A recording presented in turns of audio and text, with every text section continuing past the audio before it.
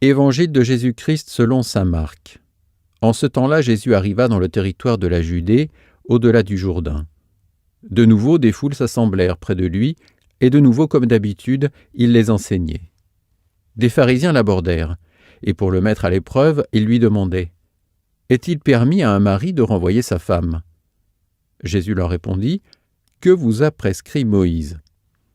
Ils lui dirent : « Moïse a permis de renvoyer sa femme à condition d'établir un acte de répudiation. » Jésus répliqua : « C'est en raison de la dureté de vos cœurs qu'il a formulé pour vous cette règle.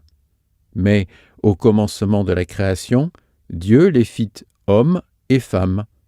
À cause de cela, l'homme quittera son père et sa mère, il s'attachera à sa femme, et tous deux deviendront une seule chair. Ainsi, ils ne sont plus deux, mais une seule chair.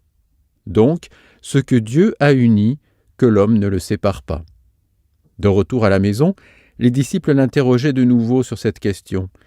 Il leur déclara : « Celui qui renvoie sa femme et en épouse une autre devient adultère envers elle.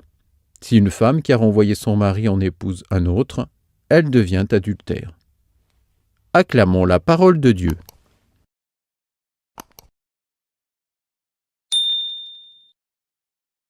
Au cœur de la polémique que recherchent certains pharisiens autour de la question du divorce, Jésus rappelle que le chemin de Dieu est celui de l'amour fidèle. Ce que Dieu a uni, que l'homme ne le sépare pas. Le mariage est une manière d'honorer le Dieu de la vie. L'amour dans le mariage, dans la fidélité, est un témoignage pour le monde. L'engagement dans le mariage est un défi, comme l'est d'ailleurs toute mission reçue du Seigneur. Un défi qu'on ne peut relever que si nous laissons toute sa place à Dieu dans nos vies.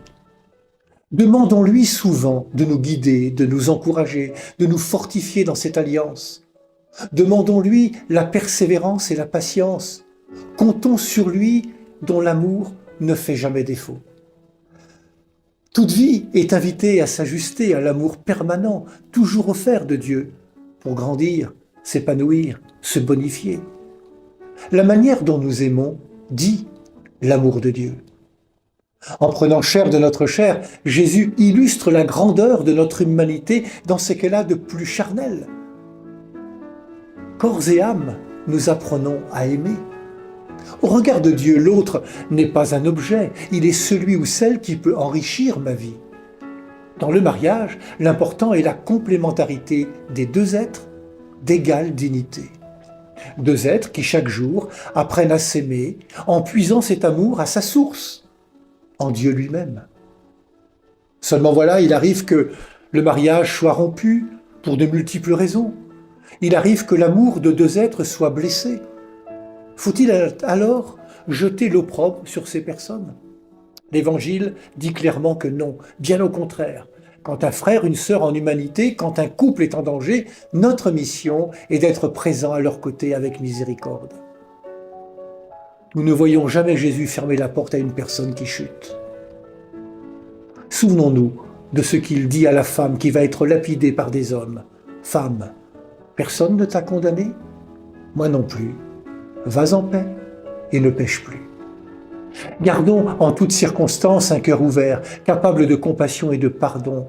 Soyons capables de compréhension dans l'accompagnement de nos frères et sœurs qui sont en difficulté. Dieu nous a voulu capables d'aimer.